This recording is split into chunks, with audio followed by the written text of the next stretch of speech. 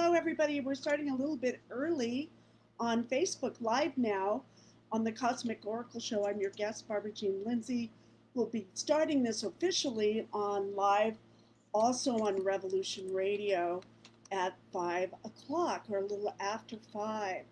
So, excuse me. So stay tuned because we're going to have STEVEN Meyers as our guest. And I thought I wrote that in there and it's not coming up. So let me type this in. STEVEN Meyers is our guest tonight.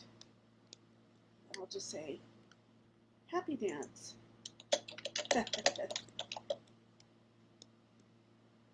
Okay. And then I'll put up here is your Facebook page. Copy. And yay, there that goes. And then we'll put up Steven's,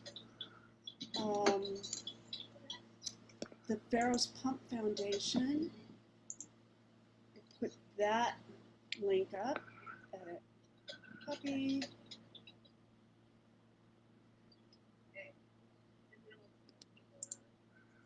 There we go, edit, paste. Excellent. Wom wom, there we are. Okay, so then I'm gonna let go of that. I talk to myself when I produce. Oh, good. Yeah, I'm enjoying watching you. And then we have your Pharaoh's Pump. And then I think I'll go over and get all of your information from Amazon with your books. And I have your book here. I have to go grab it.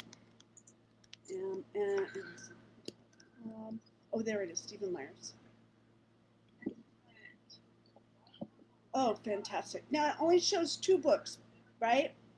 But you have 2 books and 2 documentaries, but anything, it's all good, whatever. Where is your book?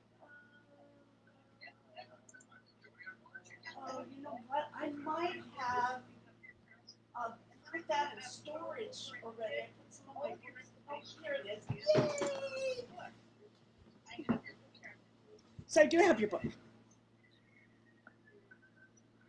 Yeah, my book you can maybe hold up. Is that what you Heck mean? Yeah. Are you kidding? Oh, there you are. Voila. Oh, you're very kind. I'll do it better as we go. I'm excited to have you on, my friend. We're going to have the best time in Egypt, too. I'm so excited.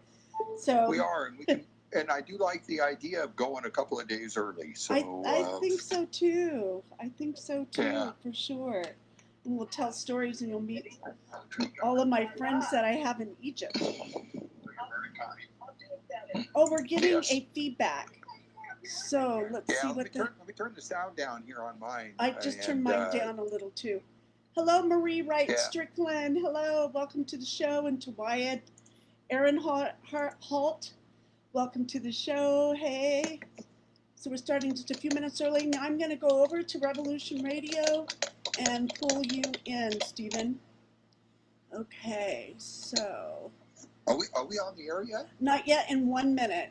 I'll let you know when we're live. There might be a couple guys that are kind of real aggressive calls, so keep that in mind. Okay. That might make a comment Well, they won't be able to call in and be on the air with us, but they can put something in Facebook. But I mean the comments. They might. I've had a couple trolls after me, so.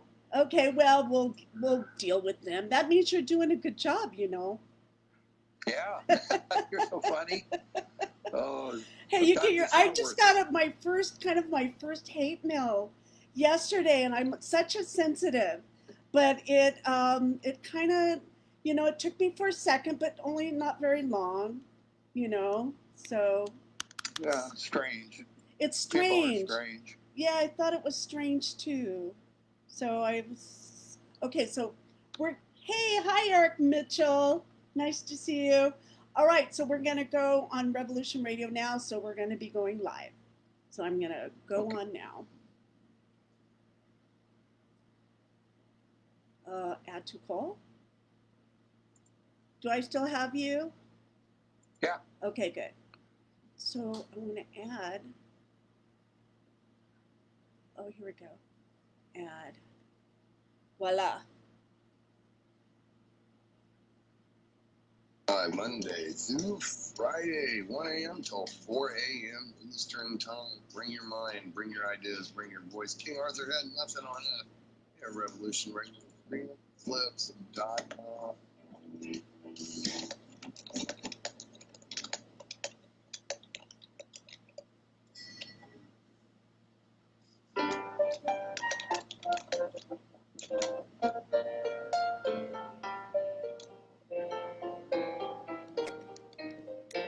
Did you ever feel that things were not quite right? That everything was just ever so slightly askew? Do you have, to paraphrase Morpheus, a splinter in your mind? If you're interested in hearing the latest information about UFOs, the paranormal, ancient cultures and structures, monatomic elements, longevity, fantastic discoveries in science, download it to your brain, then tune into us. Hi, I'm Dave. And I'm Maggie. And we are Shiny Side Out, Sundays 2 to 4 a.m. Eastern. See you then. Revolution Radio, FreedomFlips.com. You don't need to expect us. We're already here. Barbara Jean Lindsey is an internationally acclaimed psychic, spiritual healer, author, and founder of the online mystery school, Esoteric University. As the Cosmic Oracle, she is a conduit to the powers that be to answer your questions about your future self, past lives, current career, love. She shines light into the darkness to illuminate what was, what may be, and beyond. The readings and advice given by Barbara Jean Lindsey are for entertainment purposes only. Should not take the place of any medical, legal, or financial advice given to you by a qualified professional and not substitute for medical, legal, or financial advice. If you need a doctor, call a doctor. If you need to be expanded, call the Cosmic Oracle.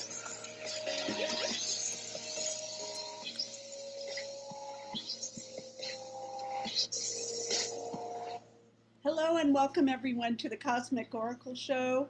I am your host, Barbara Jean Lindsey. I'm so happy to be here.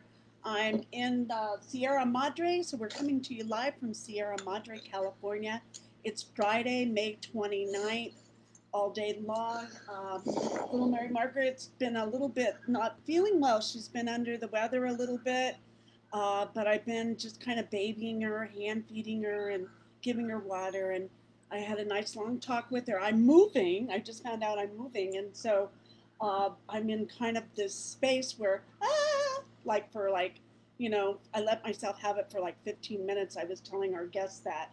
And then I just kind of then found my calm again. And we'll see where Spirit's going to take me. I mean, we only think we control, right? So it's like, who knows where I'm going to be going at the last minute and what I'm going to be doing. But I am going to be doing the show no matter where I'm going to be. So it'll be interesting to see.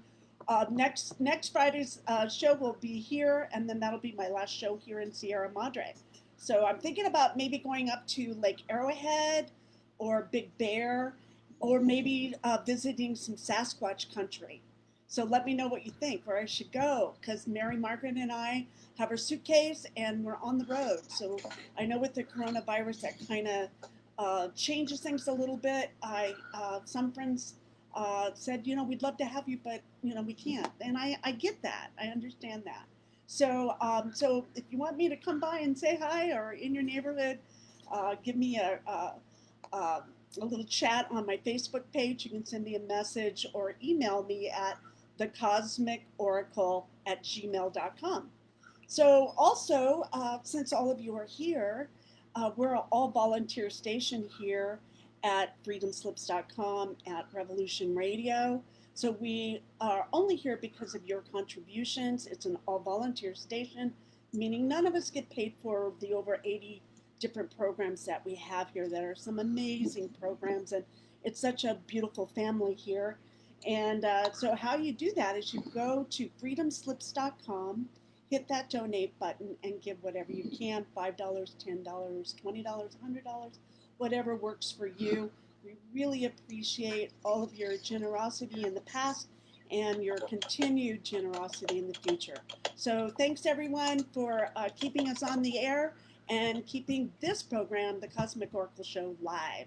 I want to thank Patrick, who's listening in.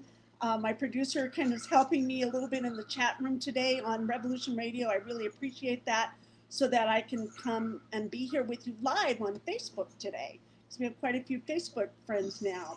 So I'd like to introduce you to our guest. That's what we do here.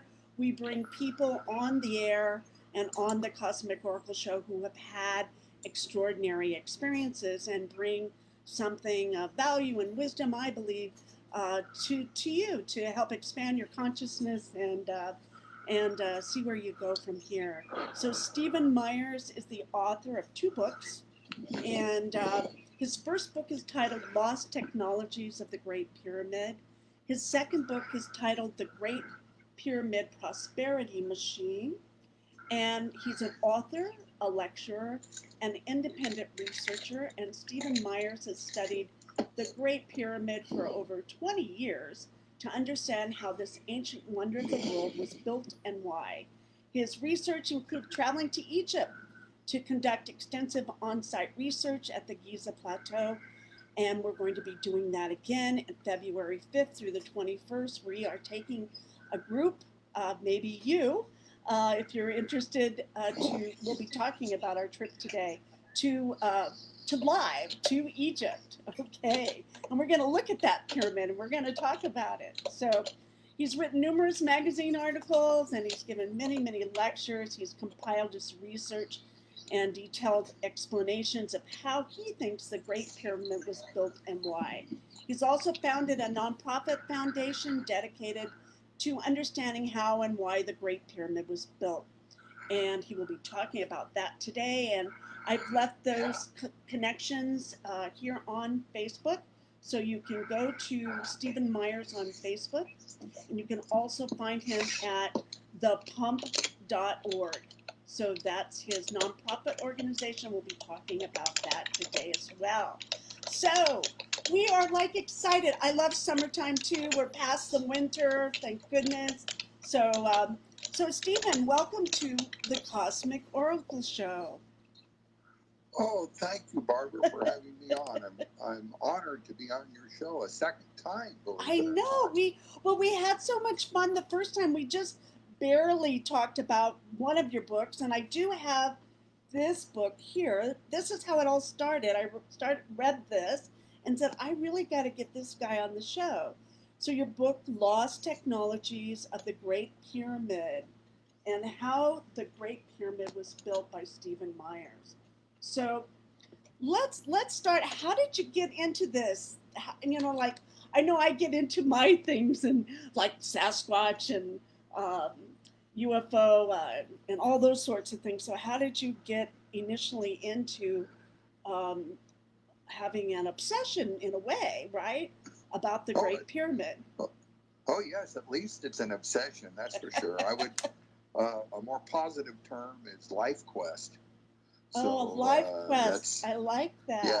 Yeah. So that's my excuse. But I have a technical background. I'm an amateur radio operator. My degree is of a technical nature, and the certificates and all of that are technical. And I was raised by a guy that grew up on a farm. He did all his own welding, all his own carpentry work, and quite handy. So I have a very technical background. And I like history and all of that. So if you were to make a long story short, if you like history and technology, there's a good chance you'll look at the Great Pyramid, because it is certainly any 45-story tall structure is a technological marvel and built in distant antiquity. So I got kind of interested in it. And, did like everybody else did before the internet. I actually went to the library. That's like a big building that has books. You got to explain that to these young people. Anyway, they got books that are like made out of wood. Paper is is a wood product. And anyway, so I went to the library. looked up Great Pyramid in the card catalog. You pull out the drawer. Remember that back in the day? And then you'd find a book about the Great Pyramid. Then you'd go over to the section with the Dewey Decimal System. I'm dating myself. And so I read books, published books, like the ones that Egyptology has written in the last 30 years. And being a voracious reader, I read all these books and to talk about the technology of this structure and how it was built. Well, they talked about this big ramp. And then these 70-ton stones, which is the weight of a railroad locomotive, they're heavy, 70 tons. So they pulling them up a ramp. So I said, oh, well, they're in these books. And it's right there. They have drawings and everything. So I said, well, Egyptology is the science. So now all I got to do is see their demonstrations that they used with the scientific method, to substantiate what they said. Well, it took me a long time to figure out this, and I'm going to tell it to you. There are no demonstrations. They've never moved a 70-ton payload 1 inch, or they've never made the precise casing stones with hand tools like they say it was done. So, so then Egyptology is wanting in substantiating their stories. So I read all those other books, about the aliens and the UFOs and the alien beacon and the Anunnaki. Don't forget the Anunnaki in there. Oh yeah, got to have them Anunnaki out there with the big strong back muscles coming all the way from Orion to make a big pile of rocks for some reason. But anyway, all of that, and then. But anyway, I finally found this book. It was privately published. There's just a few of them out there. I had to interlibrary loan it, called Pharaoh's Pump. And it was this guy that talked about how the Great Pyramid was built, Edward Kunkel. And how do you spell his name again? Edward Kunkel. How do you spell and that? The book was Pharaoh's Pump. You'll have to interlibrary loan it. He was from Warren, Ohio. Died in about 1984, possibly. I don't have my notes in front of me. Yeah. How do you spell his last name? Kunkel. Kunkel. Kunkel. Okay, cool. But anyway, a lot of different ways to spell Kunkel. But he wrote this book. He didn't talk about the language or the religion or anything. He talked about how the Great Pyramid was built. People who write books about correlations, they never talk about how the Great Pyramid was built. So it was fascinating to me. Yeah. How it was built, how these big stones were moved. So and then he had a unusual explanation as to why they would go to all this effort to build this big pile of rocks. And he said that it was a machine that helped people, and it helped people by being a water pump. So, that book changed my life. I mean, you can ask my wife. And when I read that book, I got clear to the end, started at the beginning again. I mean, there's a lot of information, and that is the foundation of your work, of my research. Your life's work, really, right? Yes, it is, and mine. But wow. He first published in 1962, privately published, and but still, a lot of people are unfamiliar or have misunderstandings about this idea of using water and water locks to build this large infrastructure. So, speaking of water and water locks, I have someone on Revolution Radio in the chat room that has a question for you. Would you like to take that? Let's see if here it is. It's from Rainbow, from Crazy Rainbow. Okay, Stephen? Good. Okay, so here we go. What is your estimate as to the volume of your locks? I know it's up for debate, but what is your personal guess? In cubic meters, if you'd be so kind. Having lived on the English Canal for over 2 years and being familiar with locks and water displacement, I'm reckoning it would take, and I'm being ultra conservative for your sake, at least a couple of billion bucketfuls to lift the 2.3 million stones. The grand old pharaoh of Giza, he had 20,000 men. He marched them up to the top of the pyramid and he marched them down again, 100,000 times each, carrying heavy buckets of water. So, what do you have to say about that? Well, it's interesting. He wants to know the volume in cubic meters, but then he talks about buckets as a unit of measure. So it's hard, that's yeah, it's hard. So well, I wrote 2 books about the Great Pyramid. Never mentioned buckets, so I don't know what buckets he envisions. So that's you know. So yeah. What can I say? But it's easy to there's scholarly debate among myself and some other proponents. Yeah, I love that. This idea of waterlocks, but it's easy to figure out a estimation. Okay, let's do that. That'd be good.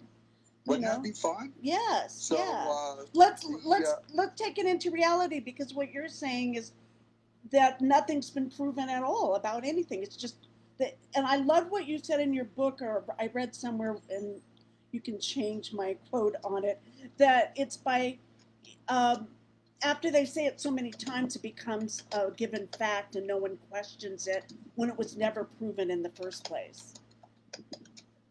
Yeah.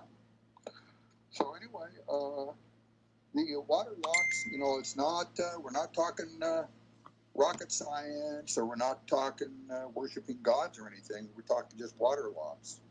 Very, very rudimentary. Mm-hmm. But the Erie Canal, the water locks were 15 feet wide by 90 feet.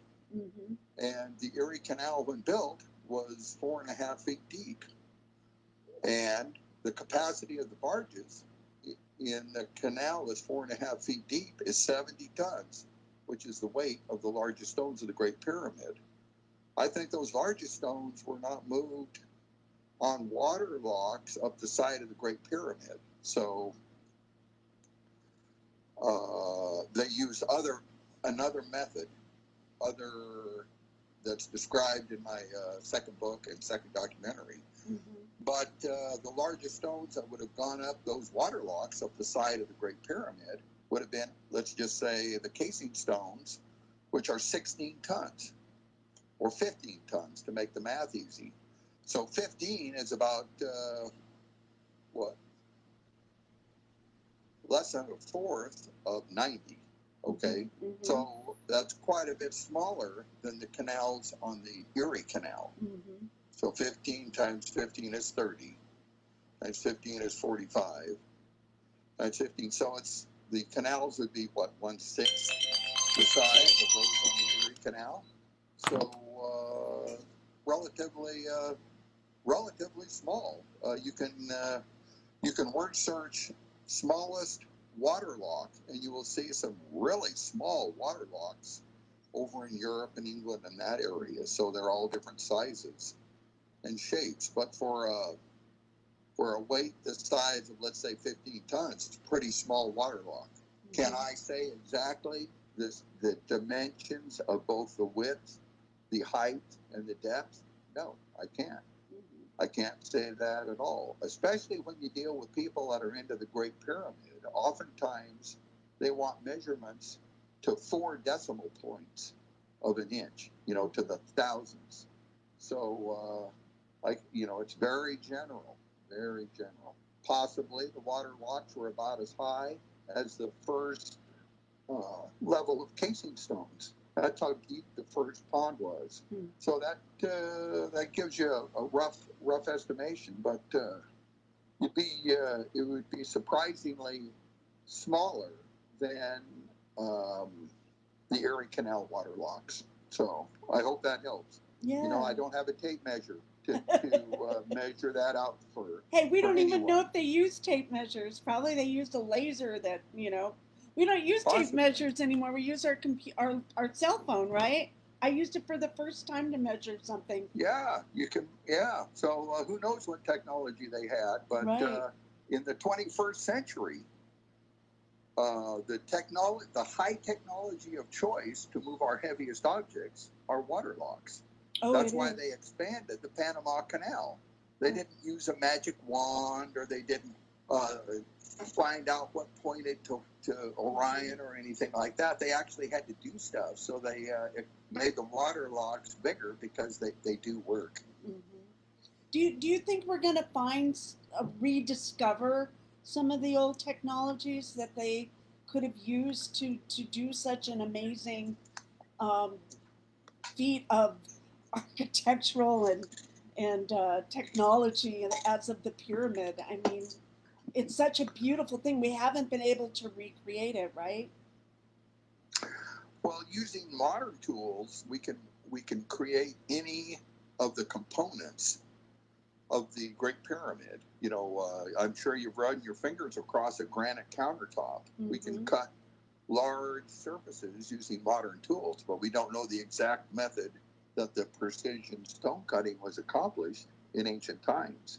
So, yes, I think that research is improving all the time, and there is a possibility that we can understand how the Great Pyramid was built. The Great Pyramid is direct physical evidence to study to understand how it was created. You know, nothing wrong with that. If you find an ancient, wristwatch or something in the dirt, you can look at the wristwatch and get an idea of how it was made. Mm-hmm. That's just a funny example. I love that example, though. That's a real different researchers will have different answers to that question. Sure. That's what makes life so wonderful. Graham Hancock says it cannot be understood how the Great Pyramid was built. That's interesting. That is interesting. It can't be known. Of course, it was known by the people who built it. And it is the duty of modern researchers to give honor to those ancient geniuses to try and understand what they did and why they did it. And that's what I'm doing. Yeah. And so let's say for our first people who, okay, here's a question that I have. Simple question, though. So is it, who built the pyramid? Do we know? Or what's your best guesstimate of who built it? Was it the Egyptians? That's a great question. I think that it was our distant ancestors, people, geniuses who built it. I really don't think that it was ancient aliens. If you say ancient aliens did it, you also say ancient people cannot do it. But I think ancient people did it, that had a motivation and a reason to invest all that time and effort, and that reason was an investment. That cost was an investment for prosperity. And my second book is titled The Great Pyramid Prosperity Machine. Yeah, I love that. And that the Great Pyramid provided prosperity for those who built it. But who built it, I don't know. That's not the focus of my research. Mm-hmm. Mm-hmm. But if you are going to, we could maybe discover the lost technology if we have people like you and other researchers that are going after it, right? We have to go after it. We have to, like with you, how many years were you on your research before you found Edward Kunkel's work? Right. We could possibly determine who funded the Great Pyramid construction project, but I'm just a humble researcher and I can't get it all. You know, if someone else wants to find that out, they can. That would be awesome. To me, it would be awesome. Wouldn't that be awesome to know? Yes. But it was probably not a megalomaniac that wanted to put his dead body in a big tombstone. It was probably an extremely wise leader that invested his resources into this huge infrastructure. That makes sense. And that huge infrastructure paid off for the citizens of his kingdom. That's what I think. But the name of that person, I don't know. I can tell you who didn't build the Great Pyramid, and the best way to determine that is to find out about a culture, and if that culture can actually make the components of the Great Pyramid, then there's a possibility that they built it. But the ancient Egyptians, that culture, it hasn't been determined or demonstrated that they can even make a single casing stone, because it's extremely precise stone cutting using hand tools, like Egyptologists say. So probably it was built much earlier than Egyptology says, just like the Sphinx was built much earlier than Egyptology says. Right. So, so that's probably when it was built, quite a bit earlier. Yeah. All about the time of everything, the timing of everything. You know, it's our time now, though. Yeah, timing is everything. That's for sure. And so, how do you? Okay, so I like reading the part about that. The pyramid was a structure that then the cities and everything was built around it to help them sustain a certain quality of life because it gave life, right? I do. I think that everything about the Great Pyramid was for life. You know, it wasn't for some death cult. And that just as the Hoover Dam provides prosperity and other infrastructure, our roads, the power grids that we have, even our sewer systems have a cost, but they improve our lives tremendously. And that's what the Great Pyramid did. It improved the lives of the people who built it. You know, they had prosperity. They could eat every day. They could power machinery or who knows what, besides irrigation and a whole host of other purposes.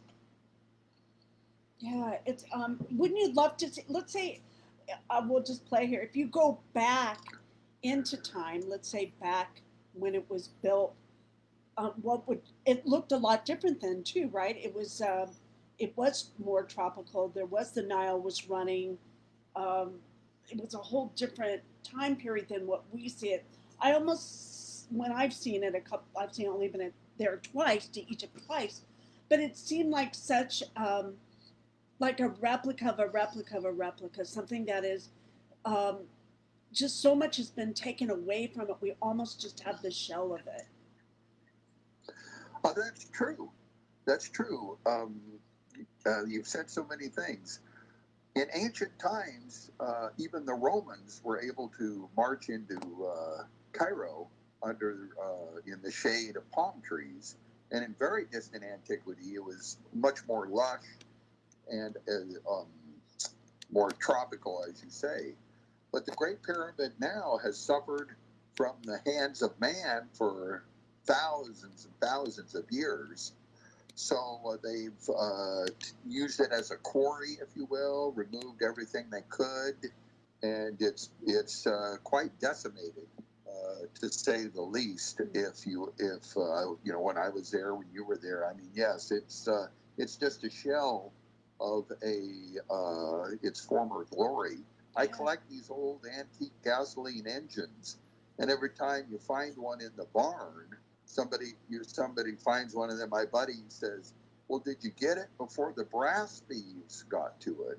Because a lot of people would take the brass off of these old motors, but that really damages the motors, and probably people took stuff out of the Great Pyramid that made it operate, and to make fish hooks out of or whatever. Right. So right. So it's So been anyway, salvaged. it is, it is. It's destroyed. But the Great Pyramid is a puzzle with many pieces missing from it. So, that's what we have to work with. Yeah, I have a very small. I used to own the Integratron in Landers, and it's a machine as well. And when we first bought it, this was in the early 2000s. Things had been already taken from it, and then when we bought it, someone came in the middle of the night and took a whole bunch of the machinery that went with it. And so really what you have is the shell.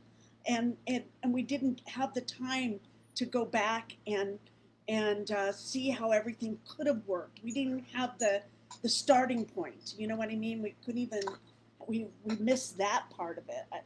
So with today's new photography, some of the new, what are some of the latest new things, new developments with the pyramid, maybe? Well, there are. The Great Pyramid has been sitting there for a long time, and there's certainly some new research associated with the Great Pyramid. There is a scan that was just recently done that the result of that scan is they say it detected a large void. And, they don't know any more than that. They don't know its exact size or its exact location. So that's interesting. And then there was a scan before that detected an internal spiral ramp. That was quite a few years ago, maybe 10 years ago now. I don't know exactly. But this newest scan didn't detect the spiral internal ramp. So it's interesting. A lot of that is ongoing research that is still quite preliminary. So the Great Pyramid isn't just some dusty piles of rocks. I mean, there's a lot of interest in it in modern research. Yeah.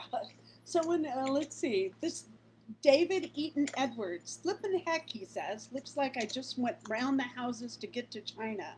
I take it Pat Rabbit just passed you my question, Barbara. Yes, that's David Eaton Edwards, who we talked about earlier, and I think we're good here, David. Thank you. So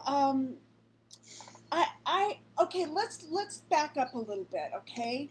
I know you have dedicated your life to 20 years research, so you gotta have.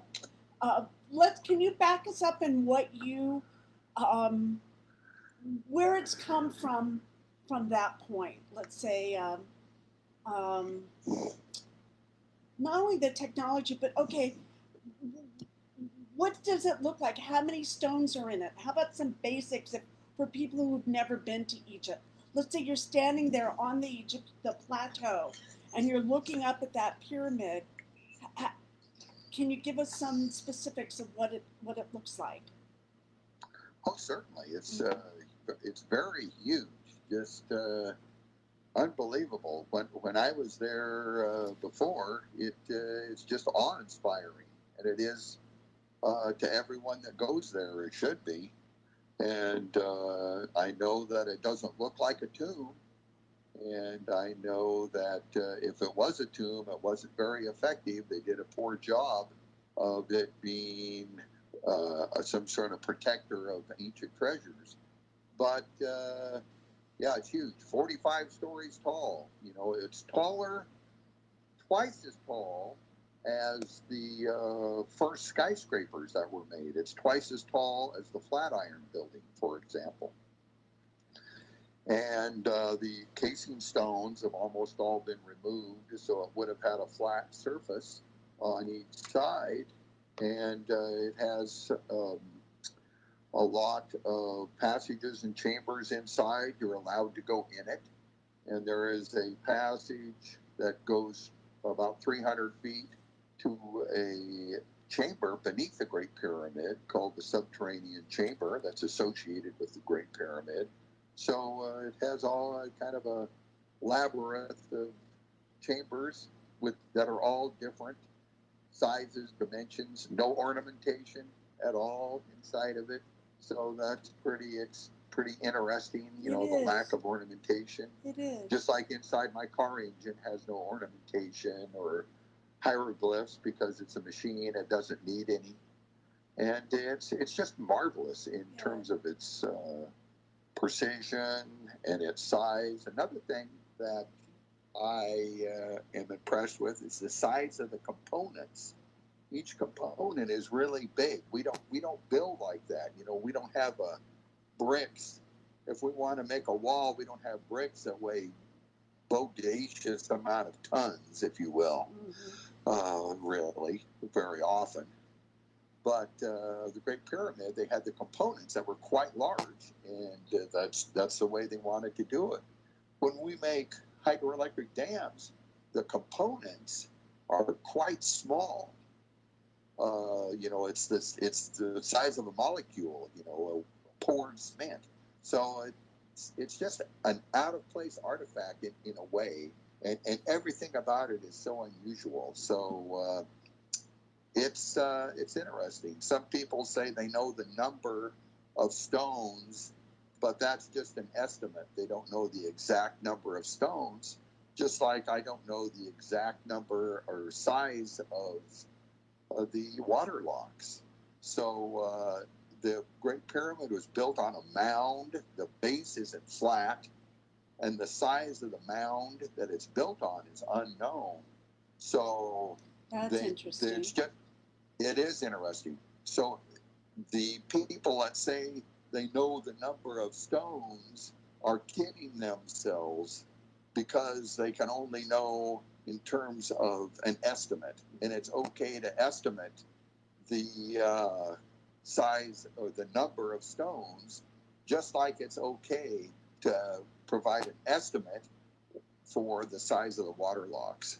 Mm-hmm. And it's okay not to know the exact number of stones and the exact dimensions of the water locks. Don't you think that's fair enough? Yeah, it does. Also, why do you think they chose that spot? I do think that it is interesting that it does align with Orion too. That's not a coincidence, right?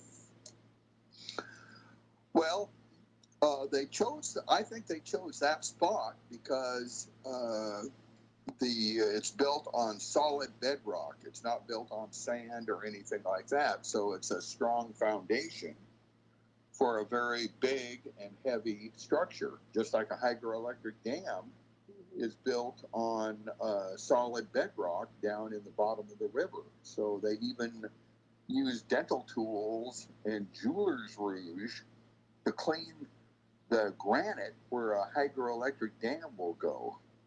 So it's important to have a good foundation. Mm-hmm. But there is some ideas about alignments and stuff, but there's certainly nothing pointing to Orion right now. The direct physical evidence is that the Great Pyramid has vents, that's what they're called, that go at a 45-degree angle, and there are stars in the sky, but the two don't line up.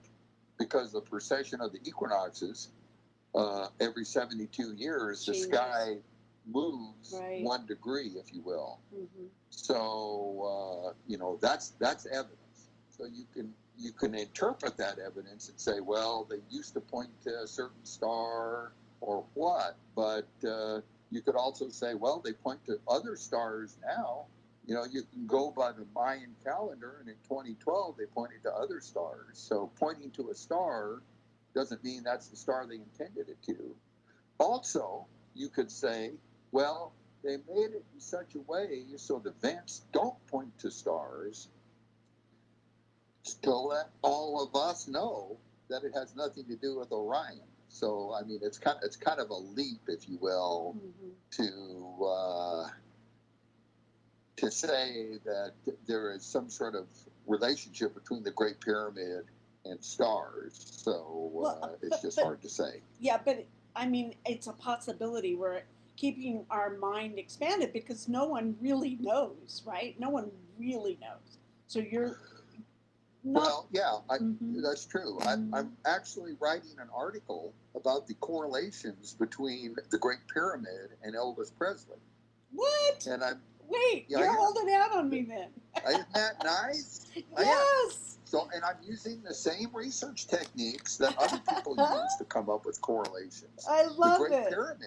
The Great Pyramid has the King's Chamber, and Elvis is the king. I love it. And I've got like 25 correlations, but they don't have any causation. Uh-huh. They are just stuff I've made up. I fiddled with the numbers or whatever. Right. Elvis had 4 talents: musician, singer, actor, and dancer. Right. Okay. Right. The Great Pyramid wasn't built with 5 sides. because it correlates with Elvis Presley. Has 4 sides. It correlates with his 4 sides of his talents. I love I mean, it. I mean, See, you I can love make to this stuff think. up all day long. I love the But way you think, though. I love. Let's play with this. Let's nothing. Right. Yeah. Yeah. And then all hydroelectric dams, they have vents that point to stars, and you can keep your mind open about that. But I just think that based on the research techniques seem to be poor in coming up with these correlations, that I don't embrace it, and that's okay. And everyone gets to have 100 years ago. There used to be correlations between the Great Pyramid and the Bible, many precise correlations, and even a presidential candidate. His name escapes me right now. He's thought the Great Pyramid was a granary because the Bible talks about big buildings in Egypt that are granaries, and the Great Pyramid is a big building in Egypt. So yeah, I mean, you can come up with all of this stuff if you want to, but I don't think it's helpful. That's the problem with the Great Pyramid, that it is the subject of research that is conducted using some rather dubious research techniques. Right. Now, in your the pump.org, your pump organization, you're offering a reward tell us briefly about that. I left that page up because we lost the funding because of all of this, economic downturn and everything, and we had that. We did have it on our page. I don't think it's up there now, but it was $50,000 to make 5 casing stones that were made in the manner Egyptology says it was done, using hand tools, but they had to be the same size and cut with the same precision as the original casing stones. We had that challenge or whatever up for years. We had the funding, but it can't be done. So all those books that Egyptology has still come up with that talk about the precision stone cutting by hand, they didn't take us up on that. And then, but since we have lost the funding, but it's interesting. You literally can't force Egyptology to engage in the scientific method. So it's sad, really. Yeah, Egyptology is kind of in a crisis because of their lack of the use of demonstrations. So anyway. Well, I love that we're questioning authority, okay? I always taught my children that. Always question authority. So I love that it takes courage to question Egyptology. And you've been doing that and getting kind of kicked around a little too for it. But I want to tell you that I really applaud your courage in your work and your steadfastness in your work and focus and openness at the same time. Well, I appreciate that. I'm just a humble researcher, just like you. Yes. An empath, just going day to day and doing what you think is right, and making progress. Slow but sure all the time. 2 steps forward, 1 step back, and I'll be honest with you, I sure can't please everybody, but the interest has been very high. Mm-hmm. I'm doing your show tonight. And tomorrow I'm doing another show, so it's really great, and I'm glad that warms my heart. I have some really good conversations on email, or whatever you want to call it, exchanges of emails of people that ask me about, well, what about this page 47 of your book or this, and open-minded people, but you get the trolls and you get the people that know just a little bit. You get the people that know just a little bit, and then they ask these questions, about how much water people packed up to the top of the Great Pyramid, and it has nothing to do with me. So, but then they hound you and become the peanut gallery. So, so what can you do? Mm-hmm. Well, I think you're in it for the money, right, Stephen? Oh boy, yeah. Boy, I know I don't know where to put all my yachts and everything. And then they had to add on to the bank account to put all this money I'm making. It's just unbelievable. I would like to go back to when I look at the pyramid, and I know nothing about it, very, very minutely, but I always would love to see it in the old days, historically, when it did have the capstone and it had what kind of a layer over the top of it. Has that been proven though, or there's no capstone, and there's certainly no direct physical evidence Oh, for really? a capstone. So I thought it had a in gold. my video series, I described how a capstone, if it existed, was smoothed and set in place, and people really respond positively to that. Oh, I want to hear. So when we get back, we're almost to take a break, but when we get great. back, I'd like to talk about that, if you wouldn't mind. And then, because I always see this is because I have wrong information, so you get to help educate us. So I always see it as a smooth white, like it has supposed to have a white, smooth layer over the bricks and then it has a gold capstone. And how beautiful that must have looked back in the day. Yeah, we can talk about that in the break. But yes, there was both. There was casing stones on the Great Pyramid. The outside that were cut to perfection, if you will, cemented together, watertight. Wow. And then also people speculate there was a capstone, but we can talk about those after the break. Yeah, let's do that, and then and let's find out what kind of material they were made out of as well. So we'll be taking a break in about 10 minutes, but before we do, let's talk about where people can connect with you again. Stephen, if they want to talk the Great Pyramid, you're the man to talk about it with, and how can they reach you? Well, the best way is through my website at thepump.org. I'm available to be contacted there. Okay. And, through email, that type of thing. You can find out a little bit about our foundation. We have a small nonprofit foundation that we are trying to pursue understanding of the Great Pyramid and redevelop ancient technologies for our modern but troubled world. So thepump.org is the best way. There you can get links to other podcasts and even links to a upcoming tour to Egypt that you probably know about. Yeah, we do. We're gonna, you and I are gonna be taking a tour to Egypt, February 5th, I think it is, to the, gosh, I don't even know.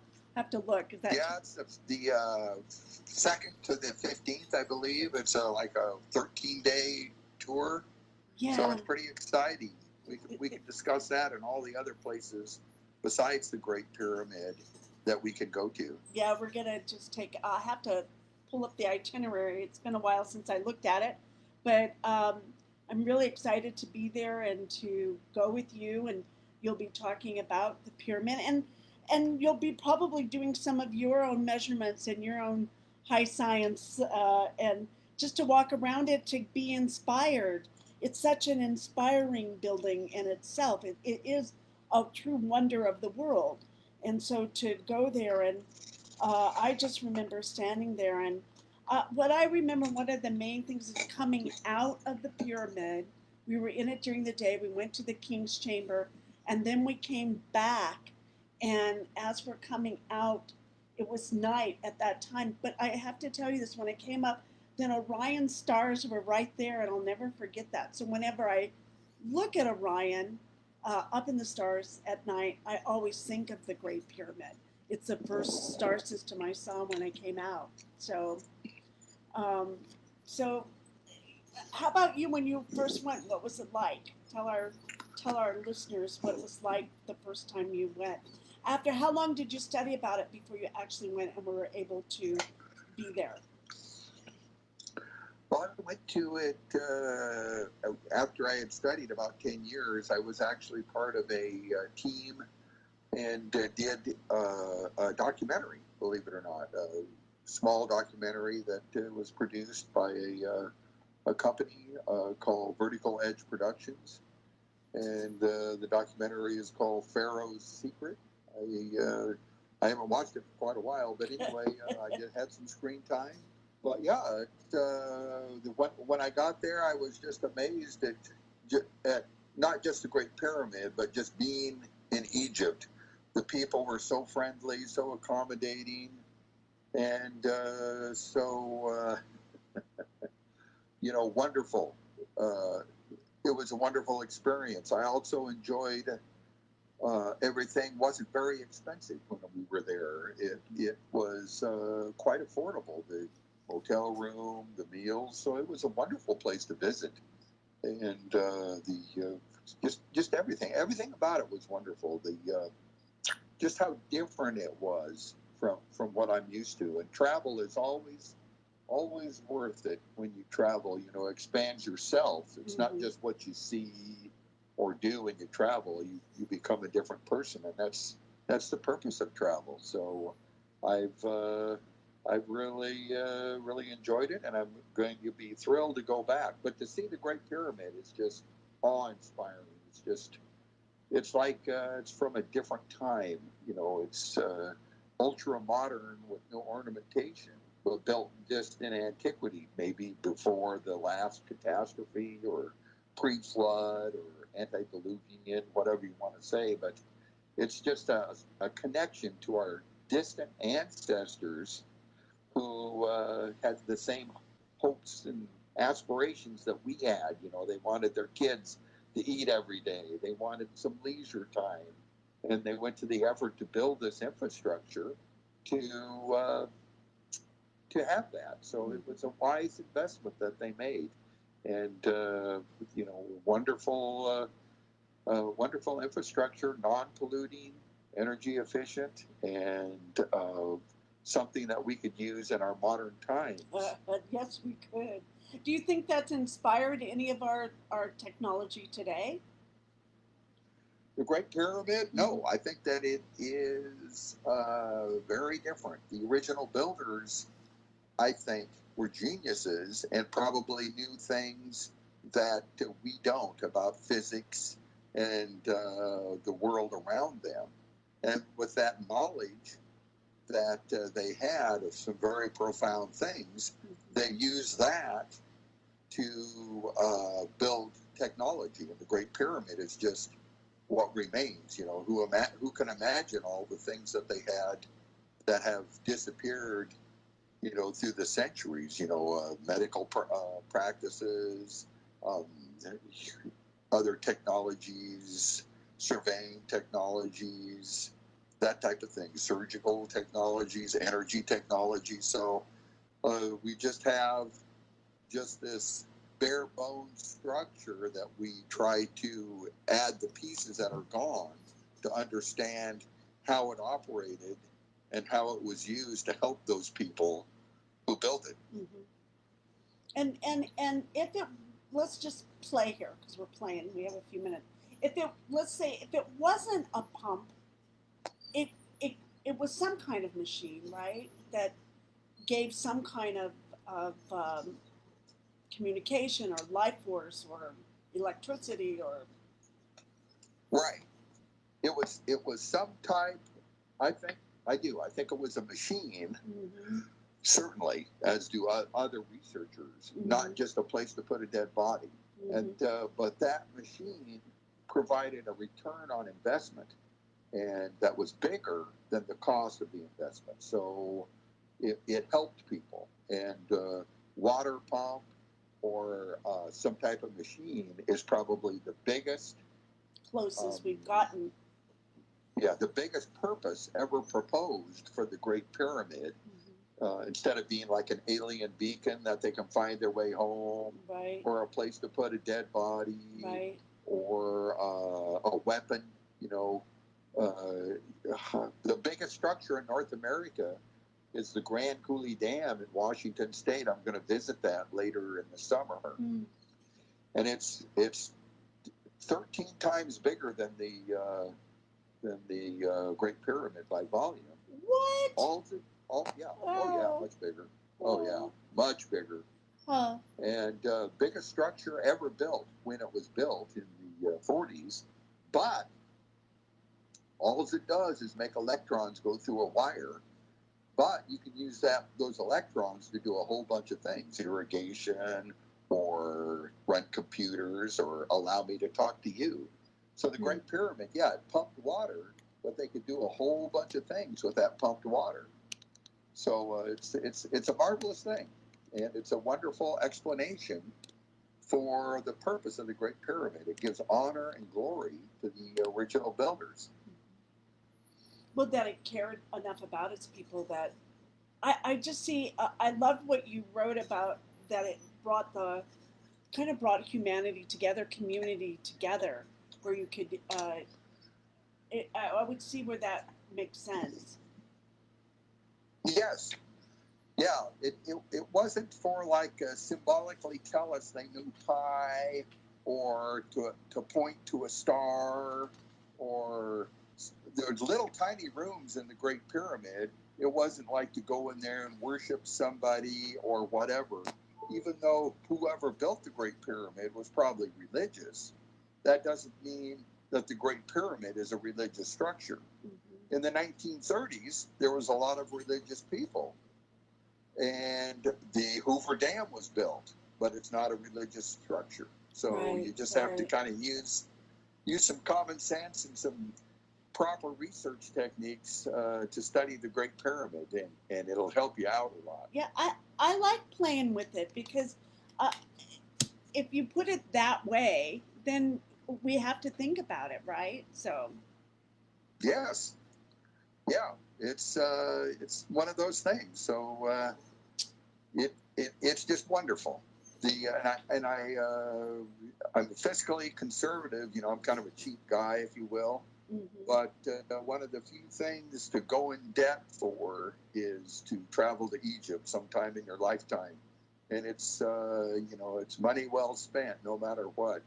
And when I went the last time I went, I had to kind of max out my credit card, but it was very well worth it, and it's one of the best things I ever did to go see the Great Pyramid. So, and while you're there, of course, you'd see other things, old Cairo, and the Cairo Tower, and food. So it's there's a lot to see, even besides the Great Pyramid. Okay, we'll be right back, everyone. Thanks for tuning in.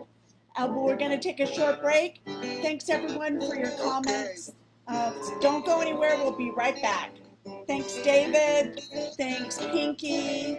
Thanks, everyone, for giving their comments. We'll get to them. Give us a chance. Thanks. We'll be right back. Revolution Radio at freedomslips.com. We'll be right back after this message.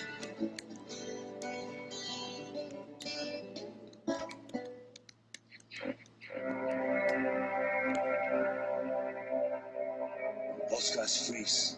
That's your cerebral cortex looking for an answer it doesn't have. See? Even your brain knows a screw. Your body's filling with adrenaline right now, whether you know it or not. The heart's beating fast. It's getting a little harder to breathe. The neurobiological system is telling it to run. Your knees are too weak to move. Fear is not real. The only place that fear can exist is in our thoughts of the future. It is a product of our imagination, causing us to fear things that do not at present and may not ever exist. That is near insanity. But do not misunderstand me. Danger is very real, but fear is a choice. We are all telling ourselves a story. You're listening to Revolution Radio at freedomslips.com. 100% listener-supported radio. Reporting in danger. Unafraid. Right here, where information never sleeps. Revolution Radio.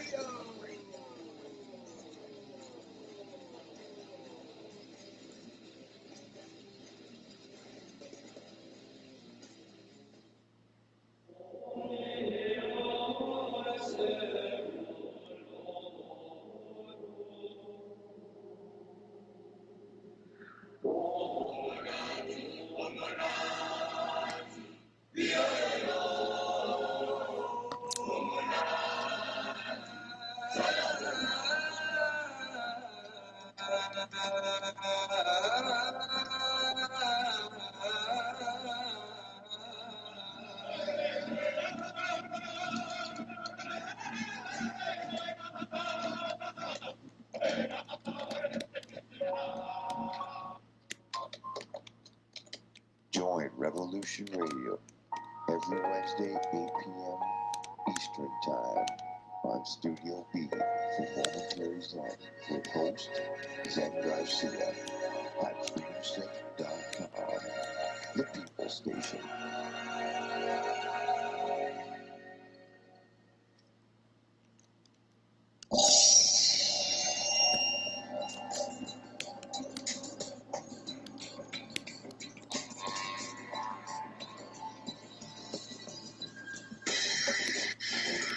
It is no secret that the so-called mainstream media is best described as controlled propaganda. Hey, Danny, what's your phone number? Stories are either totally ignored or spun with half-truths, and because of this, essential facts and vital information are often compromised. Join Dr. Ott every Friday night on Studio B at 10 p.m. Eastern and learn why The Story Behind the Story was nominated for a Peabody Award in its second year of producing unparalleled broadcasting excellence in 1997. That is, if you really care about learning the truth.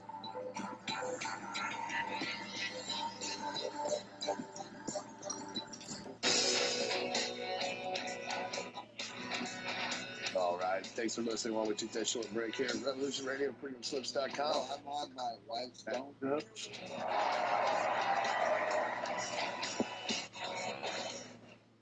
Yeah.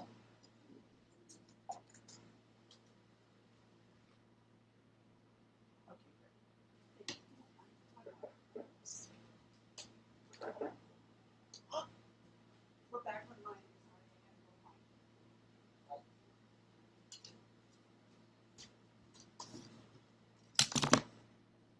Okay, something just happened. I'm not quite sure. Okay, well, welcome back, everyone. I don't know if this is still going or not. It just kind of stopped. So, welcome back to the Cosmic Oracle Show. This is your host, Barbara Jean Lindsey, and I'm not seeing anything on my end. So it says, sorry, we're having trouble playing your video. So hopefully you can see me, but I can't see you. So I'll have, this will be a job in psychically seeing everybody. So can you see me, Stephen? I can. Oh, you can. I see you. Well, that's good, because here on my end it's saying nothing. So welcome back to the Cosmic Oracle Show, everybody. We are having a wonderful time. We're kind of having a nostalgic and romantic, because I'm a romantic, look at Egypt, and we're focusing on the Egyptian pyramid this evening. Welcome back to the show. We'd love for you to keep us on the air. So go ahead and go to freedomslips.com. That's freedomslips.com, and give whatever you can, $5, $10, to help keep us on the air. We always, always appreciate it. If you would like to contact me with a message, or, you know, if you'd like to get a reading or anything like that, you can contact me at barbarajeanlindsey.com and here on Facebook as well. And I would love to chat with you and see what's going on and see if I can help you in some way in your life as a psychic reader for over 30 years. So that's what's going on. Before we get going, that we would like to talk again a little bit about the Egypt project coming up. We're really excited. We're going to be working with a friend of mine, Emil. He is going to be our Egyptologist there. He's been doing it his whole life as well. And so you have our itinerary pulled up, Stephen, so we could take a look at it. I don't have it in front of me. I do. Oh, okay. So, yeah. Let's go through it really quick. Let's talk about where we're going, and we'll talk about each place just for fun. And then we'll get to David Eaton Edwards. We're going to get to you. Don't worry, hang in there, okay? All right, so we're going to have a little fun here and kind of everyone kick back a little bit, and we're going to go to Egypt by way of our itinerary in the future. So take it away, STEVEN Meyers. Well, thank you. Yeah, Barbara and I, we're going to host a tour to Egypt, and it will be a trip of a lifetime. It's a 13-day tour And it starts February the 3rd at Cairo, Egypt. And there's no more romantic or mystical place than that. And it ends on the 15th of February. So the 3rd of February to the 15th in 2021. And the best place to find out about it is to go to thepump.org and click on the first link, the announcement about our tour. And we are, going to do a whole host of things. We are going to go to Cairo, of course, and the Giza Plateau, look at the pyramids and that type of thing. Saqqara, and up in Aswan, Luxor, and Abydos, and we're going to cruise on that ship. Dahabea. Yes. Yes, it's a sailing ship, believe it or not, but it's also quite luxurious, and it'll cruise down the Nile. We'll have the same view that the ancient pharaohs had We will. as they looked over their kingdom as they went along the Nile River. And of course, we'll see the Sphinx and the King's Chamber. We'll have a private, little time at the Sphinx, and that will be nice. And at the King's Chamber, and hopefully at Sekhmet's Temple in Karnak. Yes, yep. At Sekhmet's Temple, we want to see that and spend time there. It's just going to be exciting, certainly, but also relaxing and just a trip of a lifetime. If people want to get out of themselves, if you will, and want to become, a different person and want to grow, trips like this are definitely worth it. We'll stay at the Mena House, excuse me. Yes, I love my favorite hotel in the whole world. Yeah, the famous hotel there, right there in Cairo at the base of the Great Pyramid. And we also were going to go to the new Egyptian Museum. Right. Which is brand new and fantastic, and, you can't say enough about it. So we'll see all that. Transportation is provided, most of the meals, that type of thing. The, breakfast, lunch, and dinner, some are, some aren't. So, and traveling along, we'll see a number of temples, different days, and of course go to Luxor and see that. That in itself is worth the whole thing. It is. Oh yeah, even the statues of Mammon, those great big statues over there in Egypt in the Valley of the Kings. And we will talk about how the pharaohs were buried in holes in the ground instead of in pyramids. And we can talk about that and everything else. So, I mean, it's just be a trip of a lifetime, and meals, transportation to these places, cruising on the Nile, and a lot of other things are all inclusive. Yes, and to find that more about, or go to thepump.org and then register now. And Barbara is taking care of all the paperwork and that type of thing. So it's already like pretty much half filled up. So we haven't even started really. So if you're really interested at all, I can pencil your name in and we can talk about it as we get closer as well. Yeah, trips like this, other people are doing, but this is quite affordable for what you get, and trips like this fill up so fast. So hopefully we can do, Barbara and I can do this on an annual basis. Yeah, that would be awesome. Would be fun. That would really be awesome. But yeah, so you need to talk to Barbara. The link is on the bottom of the page. There is also a informational short video of like 6 minutes or so, and we'll get both kind of the technical aspects of ancient Egypt, but also the spiritual, religious, cultural aspects as well. So so it'll be a good mix, and I think Barbara and I will be a really good team. I think so too. We'll do science and spirituality meet. Boom. and we'll, and we'll have an experience. It's like I remember seeing the Grand Canyon as a kid and always wanting to go there, but there's The difference is experiencing the Grand Canyon.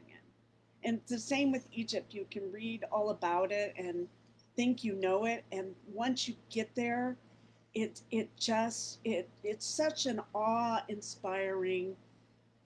It changes you. It changes you and rocks your world. And when you come, and all in a good way. All in a good way. I know yeah. I've worked with people where they've had. Very good. You know, it's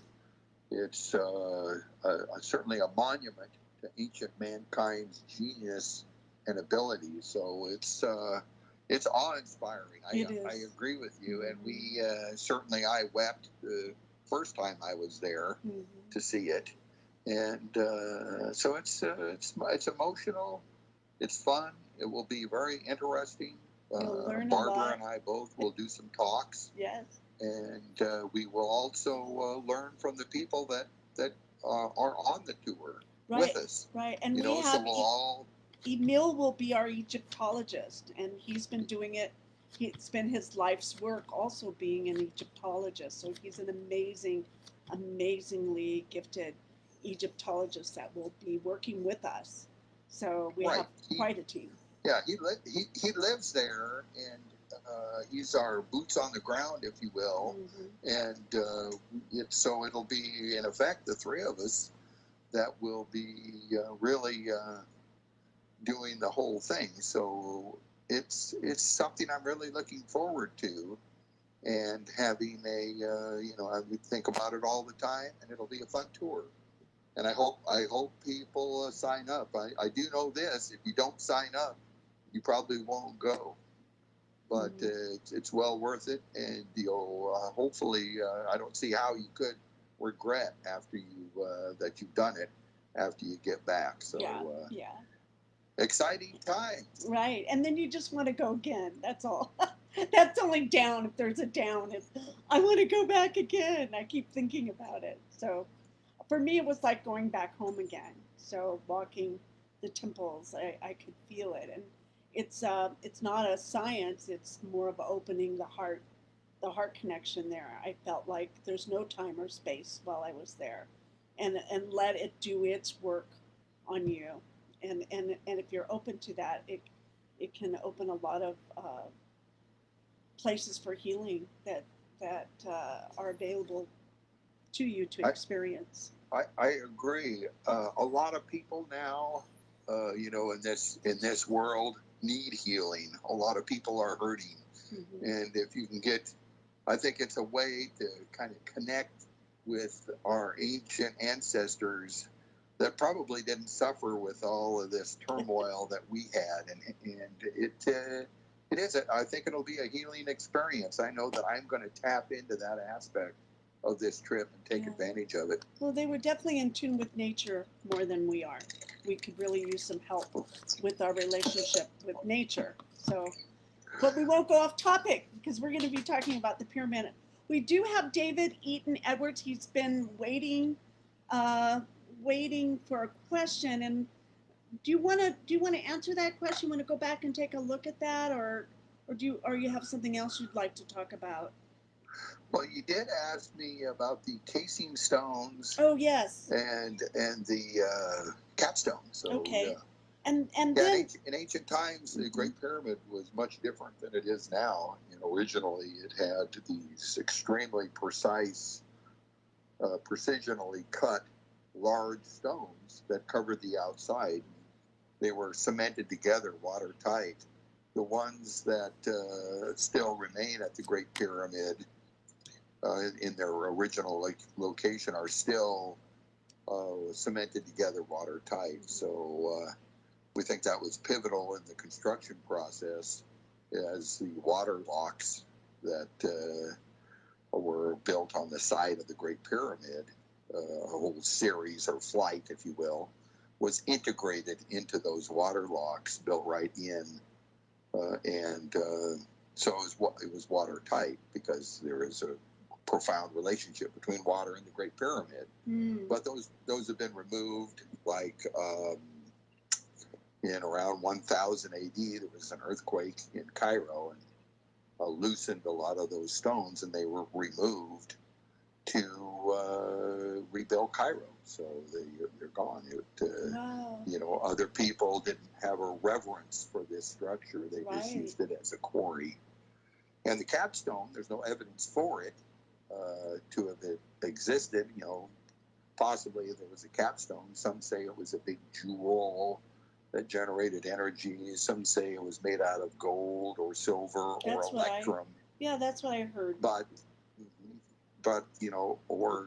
I could say with just as much evidence that there was a statue of Elvis on top of it. I know, that's true. I love because, that. there is no evidence what the capstone was made out of, if it existed. It hasn't even been proven that there was a capstone. Is that right? There has not been any proof that there was a capstone. Wow. Many early writers, in fact, didn't mention a capstone, even in around the first century. So, but there probably was a capstone of some sort, and just like all the other stones, it was moved up these water locks that had water in them, that were big enough to, they were like the bed, like the little bed in the Three Little Bears. It was just right, the size of the water locks. Well, so anyway, they were just right, did the job, and we have a video series on our website that depicts that series of water locks in very general terms to convey a concept. It's not from architectural drawings. So, but the capstone, let's say it was stone, and it was brought up all the way to the top, and they used the buoyancy of water to lift the stone on barges, specialized barges, and set it in place. I mean, no strong back muscles were required, and so they can see our video series on our website at thepump.org. I watched it. And then from there, I watched that series. Look at the page about our tour in Egypt. And, well, I never thought about it before, that maybe that is some kind of the reasoning that they are so close together that you can't put a piece of paper between the blocks, right? The casing stones, yes, they are very precise, about 1/5 inch over a surface of 5 by 7 feet. So that's pretty precise, more precise than you can really do with hand tools. That's why Egyptology hasn't demonstrated it. But then there is a very strong bonding agent between the stones of the casing stones, and that bonding agent is renowned for being stronger than the stone itself. So they needed some very strong glue to hold the casing stones together, and we think that was to serve to be watertight through the construction process. Yeah, so it would be watertight because there was water involved, right? There was water there, or why would they go all that trouble? There was water, yeah. Yeah. Water certainly is the lifeblood of a civilization. There are some pretty major cities in Africa that are struggling with their water stores down in South Africa, if I recall correctly, and it is pivotal to any civilization. And if you want to have a high civilization, an advanced civilization, you need to have your infrastructure first, if you will. And that's, they built the Hoover Dam, which provided electricity for Las Vegas to prosper. So without that water provided by the dam and the electricity, Las Vegas would still be a one-horse town. So they had that the dam provides that prosperity and pays for itself over and over. So it is the nature of civilizations to have that type of infrastructure. And have they proven or disproven that it could have been like any kind of a nuclear reactor or any kind of a machine like that produces energy of some sort? They have, there are some books that indicate that people have written that think that there was a nuclear reaction associated with the Great Pyramid or something like that. But that's certainly beyond the scope of my research. Okay. I just wondered about that.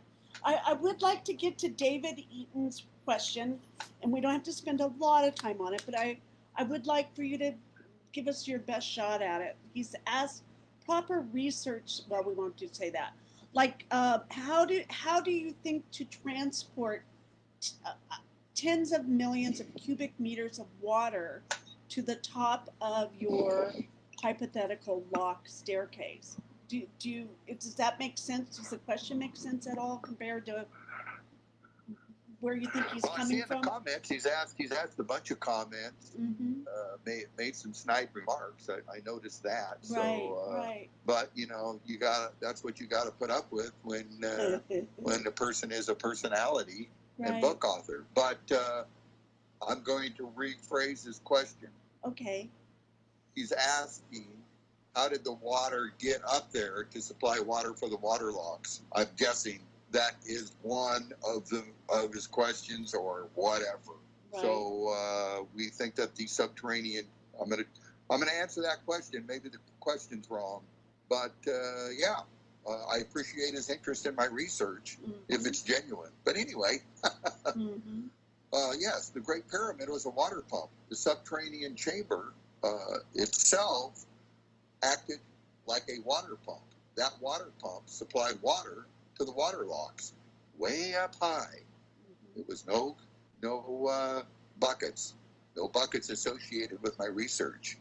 If when you mention buckets, you're not talking about my research or people with the bucket brigade. The original builders weren't like us. They were geniuses, and they built that subterranean chamber, which had a purpose, which pumped water up to supply water effortlessly for the builders.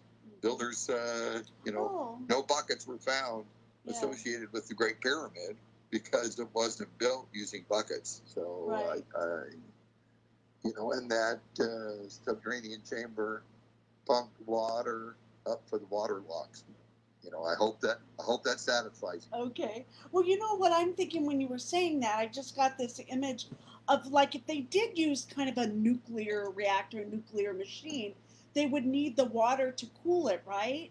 And it's in the Integratron we had a thing that was a cooler as well that cooled it so that nothing caught on fire. That's possible if it was a nuclear reactor. The subterranean chamber was built certainly before the Great Pyramid. Everybody understands that. So the purpose of that oddly shaped chamber with the other components that aren't there now, just like casing stones, the capstone, whatever was in the coffer, and a whole other things, it operated as a water pump. I wrote a whole book about it. And I produced a documentary about the subterranean chamber being a water pump. So it was easy and effortless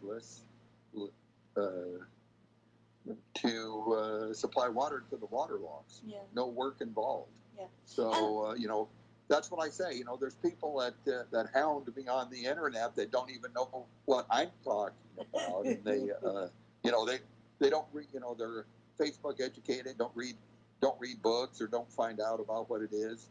They come up with a little tiny bit of something that they come up with in their own head, and then they think they debunk me by this misconception they have, and it's time consuming. Right. But you got to deal with the peanut gallery. Right. And you know what I'm thinking too, Stephen, while you're talking, is that actually the Giza Plateau hasn't been. Has it been totally excavated at all to find out what's in it and what's around it at all, or very little? Oh, certainly. There's the Giza Plateau is riddled with passages and cuttings and that type of thing, and there are some scans being done that is one way to find more evidence on the Giza Plateau and other places. So that's, there's a lot of things to be discovered, a lot to know. Research is progressing on a number of fields, just like this, But there'll be new discoveries all the time. Yeah, so we might that's find. what makes it so exciting. Yeah, we might find a lock or a barge. Who knows, right? Or something that so far is so unexplainable, right? So far they haven't found the machinery, but it doesn't mean that they can't or won't or so everything is open. But if you've done Yeah, there's a lot of pieces to the puzzle. Certainly, there's a lot of pieces to the puzzle that are missing after so many years, and also after so much misinterpretation of the direct physical evidence. No barges of the used to build the Great Pyramid have been found. No barges. They've never been found. But that doesn't mean they don't exist, right? Well, all researchers acknowledge barges were used because the largest stones were quarried 400 miles upstream, brought down to the river on barges. Everybody agrees with that. Even Egyptologists who don't get too much right agree with that. So many of the quarries were across the river, and everybody agrees that the stones were moved on barges, and the ancient Egyptians were brilliant with barges. There's some hieroglyphs and pictographs showing some large obelisks on barges, so they can move heavy objects on barges, but no barges have been found associated with the Great Pyramid. But that doesn't mean that there were no barges. So what do you do with that? Everybody agrees that there were barges. Well, that's good to know then. Yeah, isn't that interesting? Yeah. But no evidence for a barge other than big heavy rocks were across the river, quarried over there, and then they ended up at the Great Pyramid. So barges. Yeah. Well, this is your show today. I think we've satisfied. What we could do with David is what we'll, because we have a couple other things that we'd like to talk about, is you could come in back afterwards on Facebook and reply to those if you'd like, Stephen, or not. It's up to you. Okay, does that sound good? That's about right. Yeah. Okay, I don't want to take up all the time. That might help. Okay, so let's get on with what we wanted to talk about today. What you would like to have our listeners hear about that, to building a pyramid, and it's so that you put it out there that it's a pump and that it could work. Yes, we do. We think it's a pump. A lot of people think that water.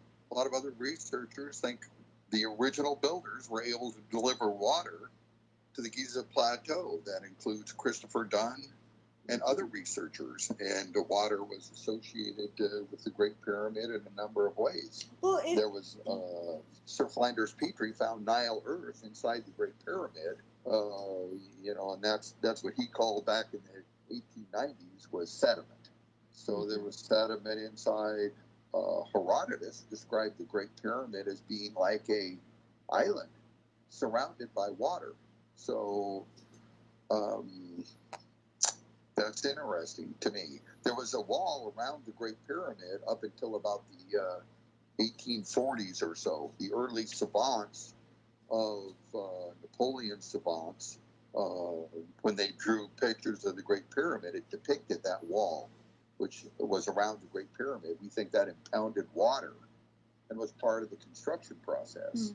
So that's another idea or interpretation. Herodotus, depending on what translation you read, he says that he saw an artificial duct connected to the Great Pyramid. So I don't know if that was the input for the water pump or how water exited the Great Pyramid water pump. So there's a whole host of water-related evidence, I guess you could say, that associates water with the Great Pyramid. So, Well, and you have the Nile right there. Why didn't they put it somewhere else, right in the middle of the desert? But instead, they did have it fairly close to the Nile itself. In those days, I know it's changed since they built the dam, and so there's the flow of the Nile is in a different place now. But when it was built originally, that would am I tell me, correct me, I don't know, but you are correct. Mm-hmm. Yeah, certainly the location of the Nile in distant antiquity has varied immensely. It has been in different places quite a bit, but we think that the Great Pyramid was built in that location because of the extremely excellent foundation it was built on, solid bedrock, and there's no subsidence. It hasn't settled at all. It's not built on sand or anything like that. So it was also probably between the water source and where they used it. They probably the Sahara Desert is right there. The Great Pyramid is not on on what they call the Giza Plateau, but if you look towards the Sahara Desert, it's higher in elevation. So they may have pumped water up into that area. So water erosion on the Sphinx.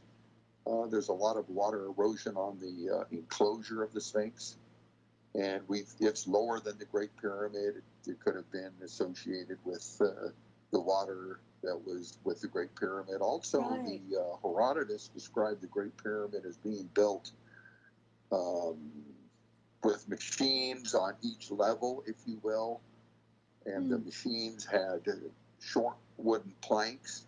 Some people think that those were levers, but you can't really lever stones effectively without scarring them up. That weigh 16 to 70 tons.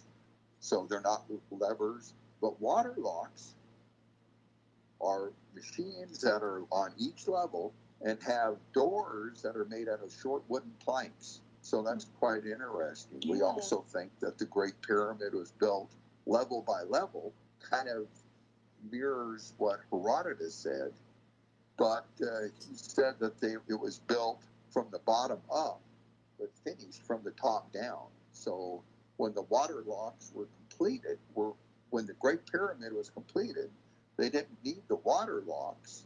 So they removed the water locks from the top down, and then the parts for the water locks they put on barges, and then they could go down. I mean, it's just a systematic and efficient manner to remove water locks. So those were removed when they weren't needed and filled in to make it look, like the rest of the Great Pyramid is my interpretation of the direct physical evidence. So yeah, interesting, all of that. I love, and you say it beautifully in your documentary. And I watched it, and it made for me, it made sense, or I wouldn't have you on the show, or be a friend and go to Egypt with you. So it's I really encourage all our listeners to go to the pump.org, thepump.org, check out Steven's documentaries. Get educated, read up on it, talk to all the researchers, right? Talk to David Eaton Edwards, talk to him too. I mean, Talk to people. Make everyone. Mm-hmm. Everyone has the burden of the responsibility of research on their own shoulders. Right. And if they want to talk about what's in a book, a good suggestion is to read the book. I read a lot of books. I read a lot of books about stuff that I may or may not agree with. So, right. If you just read the same books about stuff that you already know, then when you get done, you don't know anymore. So I would suggest the most revolutionary thing I can suggest to David or to anyone is to read a book. Get off of Facebook and open a book. The big wooden things, they look kind of square. I'm sure David Eaton's read the book. Instead of saying all this stuff about that you don't know what you're talking about. Yeah, but I mean, he might have read some books. It seems like he Oh, might he have done that. read some books, Yeah. but if he's talking about my books and not reading them, then that's one way to do research. Right, I agree. So we have about 20 minutes left. So what would you like to talk about next with, do you want to go into your other book or do you want to just kind of stay here and work with this? I kind of like the idea of the barge with it from the top down. See, I would never have thought about that. Can you explain that a little bit to our listeners?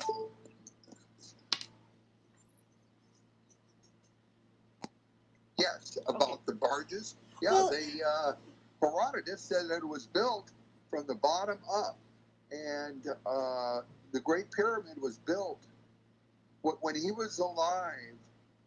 The Great Pyramid was built farther in history than Herodotus is to us. So it's very distant history, and he was told things by priests, if you will, which may have been tour guides or what. What time period was this? They told stories that probably had a inkling of truth, a kernel of truth about how the Great Pyramid was really built. And, it was probably fascinating that they had these machines with short wooden planks that was on each level. And they repeated that story probably for generations. But they didn't know the word waterlock. Probably the original builders of the Great Pyramid did. But then after they completed the Great Pyramid, don't need water locks on the side of it, and just removed them. How fascinating from the top down, just like Herodotus says. So built from the bottom up, but finished from the top down. Makes for a good story that a tour guide would tell Herodotus in the 5th century BC. So it's just a neat thing that I like to think about. Right, it's like a puzzle piece that feels like it fits. Yes, true. I mean, does that provide an exact architectural drawing of the water locks? No, it doesn't.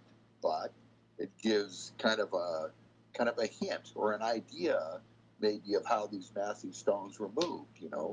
He wasn't told anything about a big ramp or anything like that. So it's just a kind of a taste of what really probably happened back when the Great Pyramid was really built. So it's just fun, these little clues that you find when you read a lot of these related materials and books.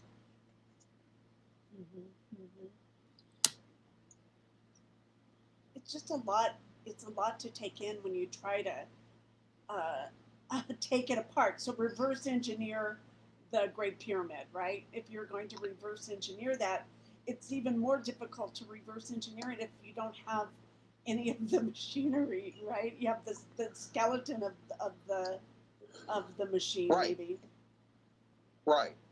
So that is that's the duty and the privilege of modern researchers, is to understand what happened. I mean, there's certainly nothing wrong with doing something like that, and that's what I'm doing.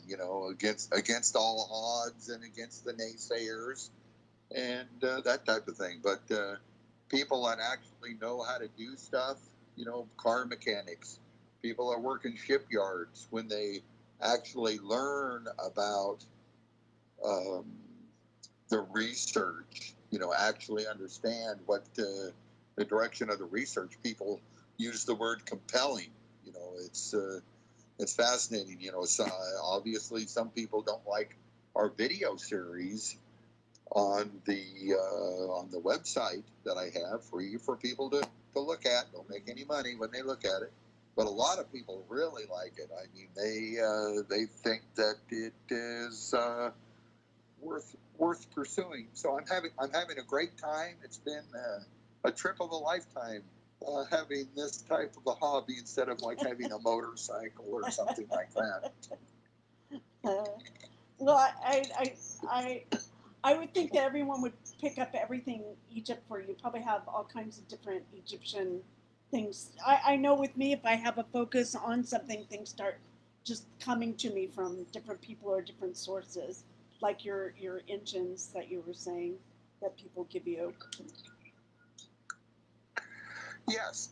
It's kind of a synchronicity. It all kind of comes together, that type of thing. Mm-hmm. And it is, it's been a lot of fun. Mm-hmm. So we're pursuing additional research. I have, have a YouTube channel with a number of videos about different things. We talked about the Great Pyramid quite a bit.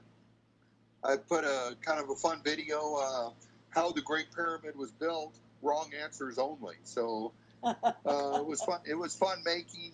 Me and some of the other guys got together and put that together and had a little bit of fun with it. So a lot of answers to how the Great Pyramid was built have been proposed. Mm-hmm. And we just go through a whole bunch of the wrong answers, if you will. So hopefully people will like that. Also, our video about the upcoming tour that we're having is on my YouTube channel, and you can get to my YouTube channel from thepump.org. So people can look at that besides reading my books and watching my documentaries. So it is, there's a lot going on, to be honest with you. Yeah, it's like she's the queen, and then there's all of the other pyramids that they found all over the world now too, as well. Have you seen any correlation with any of them? Well, that's a good question. There are a lot of pyramids, some big ones, and they all have different designs, different degrees of quality of workmanship, different materials, and they got. Some are made out of just rubble, and the Great Pyramid is probably the highest quality workmanship. But different designs, different interior passages, if they have any, some have a platform on top, some have different purposes. So, but certainly I don't think that they all have the same purpose or design or reason for being built, in different civilizations around the world. So, but the focus is the focus for my research is the Great Pyramid. Mm-hmm. Mm-hmm. Yeah, I just had a thought. It just came in and went right away.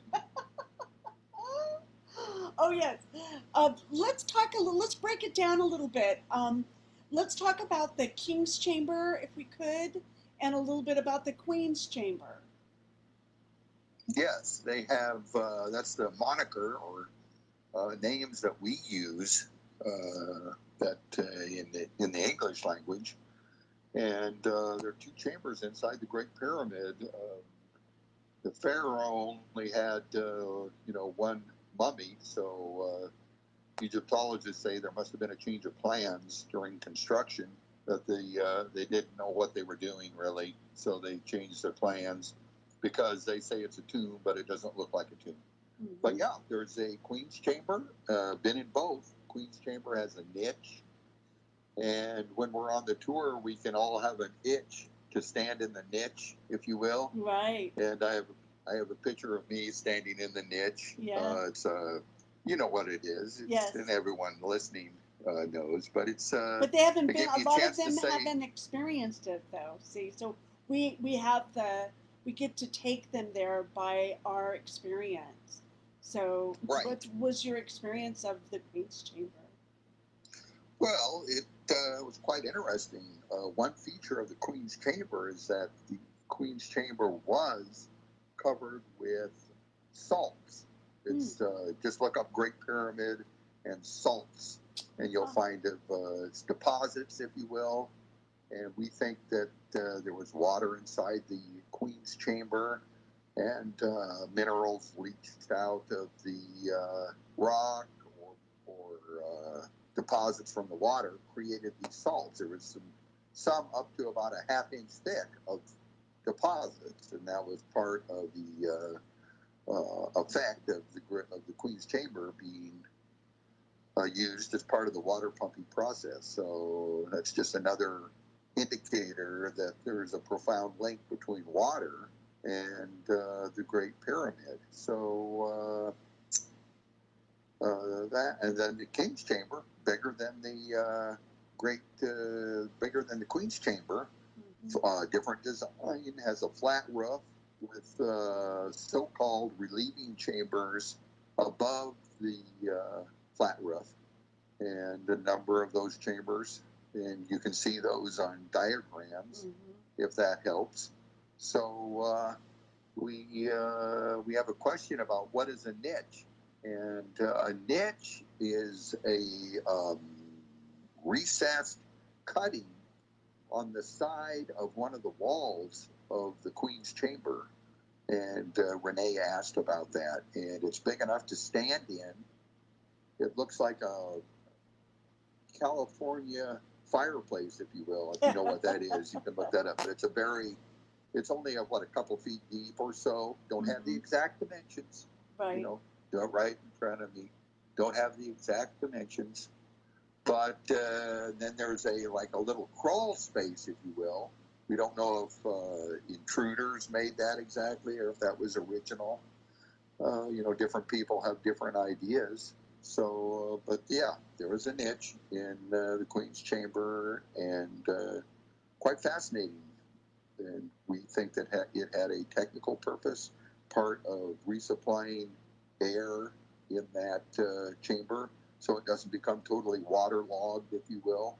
And we discussed that in my second book about the Great Pyramid water pump. And so that's that. The lady asked about that. So what did it feel like King's when chamber? We think that. Sorry, my mind went blank. The King's chamber was also used in the water pumping process. We think that on the entire Great Pyramid water pump, the water entered the upper end of the descending passage, and other researchers like Christopher Dunn thinks water entered the upper end of the descending passage, and that it exited out the King's chamber vents. So the water exited the King's chamber vents, and was ultimately used in well, my mind is going blank. Yeah, it's okay. Because I've kind of been, but the water exited the King's chamber vents, and we think the casing stones that are missing had a similar vent type structure that went down the side of the Great Pyramid and then ultimately allowed water to be delivered to the point of use. And that purpose was either for irrigation, to power heavy machinery, to create compressed air with hydraulic air compressors. And you can word search hydraulic air compressors, but a whole host of things that the things that they could use the water for. So it's interesting, and there's a lot to it. I love it. That brings us all the way home. Okay, it's we're gonna tie this up now, and so if you want to come join Stephen and I in 2021, mark your calendar. Give us a message on Facebook or on thepump.org, and we'd love to have you experience yourself the Queen's Chamber and the King's Chamber. And there's nothing like an experience, right? So I still remember laying in the King's Chamber and in the crypt, and I had such high expectations, but it still felt strange, and some people have all kinds of different connotations of what that's for, but I didn't get anything myself, but I can say I did stretch out in that chamber, and it brought me back, to a time. That's what it did for me. And then I have a very romantic view of Egypt, and I'm going to stick with it. So. Oh, good. Well, you should. You should. I laid in the coffer as well, and thousands of people have done Yes. it. Napoleon is probably the most famous for laying in the coffer and overnight, and he said he had a magical experience of some sort. Right. So right. Who knows? Yeah, we will, Who knows what's going to get a happen? chance to do that. We will have some time in the King's Chamber. Yes. With private. We have private access. Yeah. Right. A private access experience. Yeah. So I'm really excited about that. So we're about to end our show here. Can you believe how time went so fast, Stephen? Oh, it did. Yes. Talking to you, it's just awe-inspiring. And having me back on is I love having you really here. an honor. Oh, thank you. And but I've been on other shows multiple times, but I'm always honored when someone has me back. I'm sure other people in the comments wouldn't want me back, but no, I'm glad. But you handled it beautifully. You're such a gentleman, so that's why we have you on the show, Stephen. Too. Yeah, you're a good person, and you've done your research and you've paid your dues, and you're here because Well, great. Yeah, we're here together, Yes. and we're talking about the magic and the mysterious features of ancient Egypt. It's not just all about the Great Pyramid. It's not, and there's so much there. But the difference between our tour and a lot of other tours is that we are going to start with the pyramid, the Great Pyramid. Most of them end that way, but we are going to just take off the top right away and go to the pyramid. We're starting with that, so I'm very excited about that too. So please join us, write us, talk to us. We're available. We'd love to have you be a part of our group. It's going to be amazing. And so, Stephen, they can reach you at thepump.org. You can ask questions about Egypt at thepump.org. If you have any information in your research that you'd like to talk with Stephen about, right? Stephen, you're open and ready for that. So I am. Yeah. I'm open to open-minded research, but sometimes, people on Facebook, they start out with insulting you and everything, and then things don't go very well. Right. Or they start out with preconceived or misunderstandings instead of doing their homework. So, But yeah, I'm open. I can't tell you how many people I have communicate mainly through email. Right. Researchers all around the globe. So yeah, I'm honored to talk to those people who have open minds and have done their due diligence to understand research. So yeah, I'm learning all the time from a lot of different places. Right. And it's fun doing shows like you. I learn stuff all the time. Well, we're going to learn more about Egypt when we get to Egypt, that's for sure. Each time we grow, change, transform, and where we go, we all go together, right? That's exactly it. We do.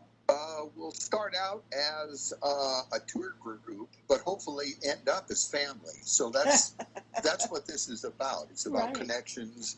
It's about finding out not just shallow answers, but real deep understanding and being in the places that our ancient ancestors were. So it's going to be exciting. It's just a few months away, so people have to sign up to secure a slot for the tour. That's true. And my last trip I went, I met a wonderful girl from Luxembourg who was initiated into hula, so she's really a hula dancer. That's how I know her. And her and I went into the temple at Edfu. First, I went in and I just got hit by the energy right away, and I just laid on the floor. And she came up and she did the same thing. And so we just grabbed each other's hands and we just stayed in the energy of this building. We both went back in time to the temple there. We both had a past life memory show up, both of us at the same time. And so, how fascinating. talk about that for how to start family. Her and I have been in contact ever since, because when you have a significant experience like that, you don't forget it, and then you get to say, hey, afterwards, the fallout from that experience, what's it like for you? And we exchange notes, and you'll do that with everyone on your tour as well. There'll be one or two people that are significant, can be significant in your life, with helping you kind of bring all the information together as well. So that's true. So it's this tour will help with connect with people, not just with ancient past or looking at old stuff, but it'll be wonderful. It will. It truly will be amazing and fun. We like to have fun and learn and absorb. There's so much to absorb, your mind almost folds, okay? Yeah, the sights and the sounds, but also the food. Don't forget that. Yes, exactly. And so thank you, everyone, for tuning in to the Cosmic Oracle Show today. Thank you, STEVEN Meyers, my friend, for being a guest here again and talking about our upcoming trip. Thank you so much. Oh, thank you for your cordial experience and how wonderful of an interviewer you are. I admire you. Oh, thank you. So I try to keep it safe for everybody and everyone play nice, So, and I know everyone gets passionate about their work, and I'm a passionate woman, so I get that. But we all have to feel safe here. So hopefully that happened tonight as well. Thank you, Daniel Fettinger, for tuning in. Thanks, Pinky Lee. Hey, Pinky Lee, tomorrow's your birthday. Happy birthday. I remembered. So thanks, everyone, for tuning in to the Cosmic Oracle Show. Thanks, Rome, for tuning in to the show as well. And we'll see you all next week on the Cosmic Oracle Show. And next week we have, who do we have next week? What is next week? Where am I? Oh, we're going to have Thiago Ticchetti, our Italian research, amazing man. He'll be on next week, next Friday. So you won't want to miss that. And so I guess that's about it. This wraps up our show. And again, everyone, have a wonderful week. Be kind to one another. Take care of yourselves. Love one another. And you can reach me for a reading. I also have Esoteric University, where I teach classes on psychic ability. So you can reach me here on Facebook or on BarbaraJeanLindsey.com. Bye-bye, everybody. Thank you. See you next week. Au revoir. Bye.